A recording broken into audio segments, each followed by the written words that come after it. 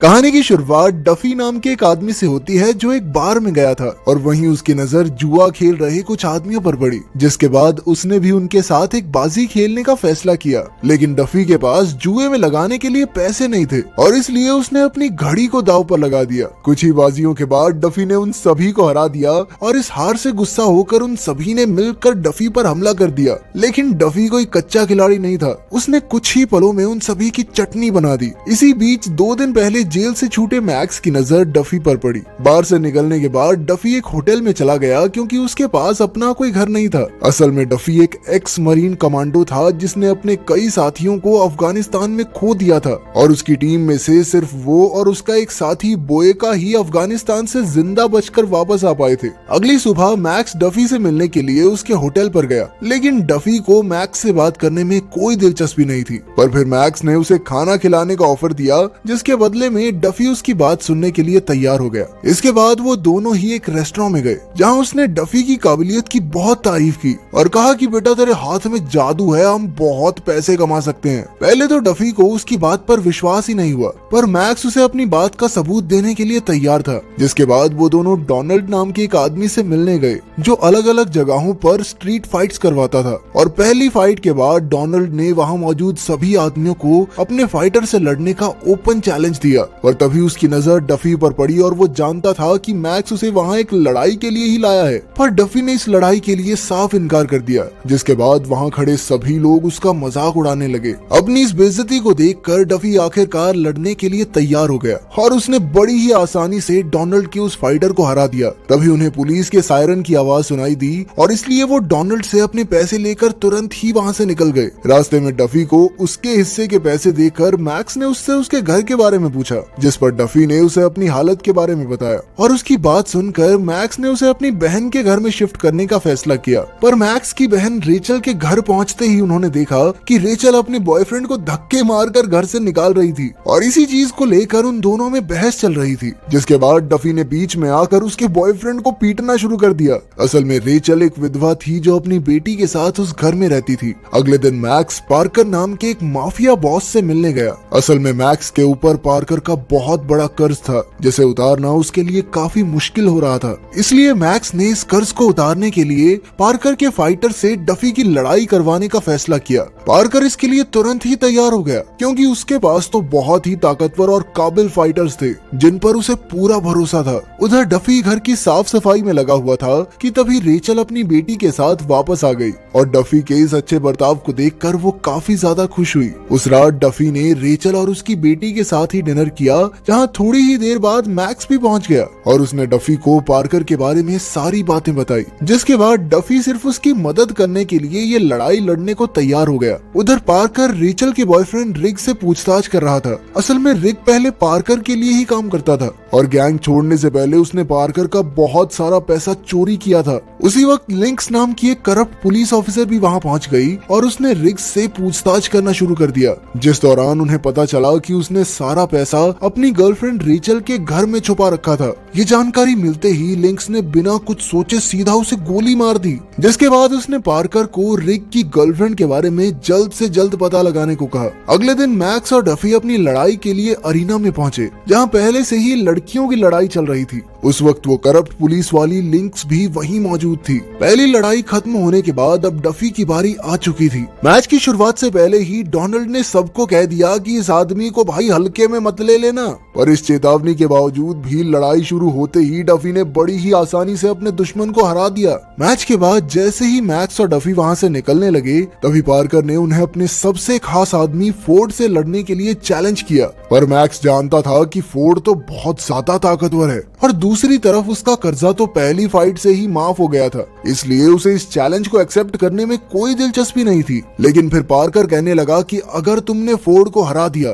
तो मैं तुम्हें 3 गुना ज्यादा पैसे दूंगा। पर डफी ने कहा कि उस हैवान से लड़ने के 3 गुना नहीं भाई 5 गुना पैसे लूंगा मैं। पर पार्कर तो उसके लिए भी तुरंत ही तैयार हो गया। लड़ाई की शुरुआत में फोर्ड पूरी तरह से डफी के ऊपर हावी था, पर तभी डफी की आंखों के सामने उसके अफगानिस्तान की लड़ाई की तस्वीरें आ गई, जिस वजह से वो अचानक से बहुत ज्यादा खूंखार हो गया। उसने एक के बाद एक वार करके फोर्ड की हालत पतली कर दी और आखिरकार एक बढ़िया मैच के बाद वो जीत ही गया। घर पहुंचकर मैक्स और डफी बहुत ज्यादा खुश थे। साथ ही मैक्स डफी को उसकी जिंदगी में भेजने के लिए भगवान का शुक्रिया अदा कर रहा था, क्योंकि वो जानता था कि उसके बिना वो कभी भी पार्कर का कर्जा नहीं चुका पाता। अगले दिन पार्कर ने लिंक्स को फोन करके रिक की गर्लफ्रेंड का एड्रेस बताया, जिसके थोड़ी देर बाद ही पुलिस की एक टीम रेचल के घर पहुंच गई। पहले तो पुलिस ने उससे रिक के बारे में पूछा, जिस पर रेचल ने उन्हें बताया कि उन दोनों का रिश्ता तो काफी पहले ही टूट चुका है, पर फिर भी पुलिस ने उसके पूरे घर की तलाशी लेना शुरू कर दिया। असल में तो वो रिक के चुराए हुए पैसों की तलाश कर रहे थे,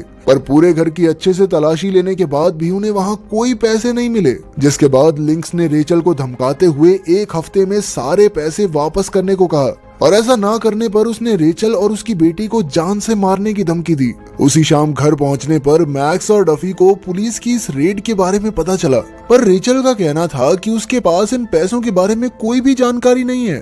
उसकी बात सुनते ही मैक्स समझ गया कि ये पुलिस वाले पार्कर के लिए ही काम कर रहे हैं, और इसीलिए वो रेचल और उसकी बेटी को घर पर छोड़कर डफी के साथ सीधा पार्कर से मिलने चला गया। लेकिन पार्कर का कहना था कि भाई ये पैसे तो मुझसे भी ज्यादा खतरनाक लोगों के हैं, अगर वो पैसे नहीं मिले ना तो भाई मुझे भी कोई नहीं बचा पाएगा, तुम्हारी तो बात ही कोई नहीं है। और रिक ने मरने से पहले यही कहा है कि उसने सारे पैसे रेचल के घर पे छुपाए हैं, और अब वो पुलिस वाले बिना पैसे लिए रेचल और उसकी बेटी को छोड़ने वाले नहीं हैं। तभी पार्कर ने मैक्स से इस कर्जे को अपने सर पर लेने का सुझाव दिया ताकि वो अपनी बहन को बचा सके, पर मैक्स को उस वक्त कुछ भी समझ में नहीं आ रहा था, और इसलिए वो चुपचाप वहाँ से निकल गया। लेकिन ऑफिस से बाहर निकलते हुए उसकी मुलाकात लिंक्स से हुई, जिसे देखकर वो और ज्यादा चिंता में आ गया।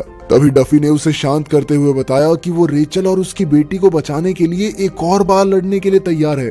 थोड़ी देर बाद डफी घर के बाहर अकेला बैठा था। तभी रेचल उसके करीब आई और उसने डफी से इतना ज्यादा कम सोने की वजह पूछी, जिस पर डफी ने उसे बताया कि जब भी वो सोता है तो उसे अफगानिस्तान में युद्ध के भयानक गंदे सपने आते हैं, और उसे अक्सर अपने मरे हुए साथियों का चेहरा ही दिखाई देता है। उधर मैक्स डोनाल्ड के साथ मिलकर डफी के लिए एक बड़ी फाइट प्लान कर रहा था, ताकि उससे मिलने वाले पैसों की मदद से वो पार्कर का सारा कर्जा चुकाकर अपनी बहन को बचा सके।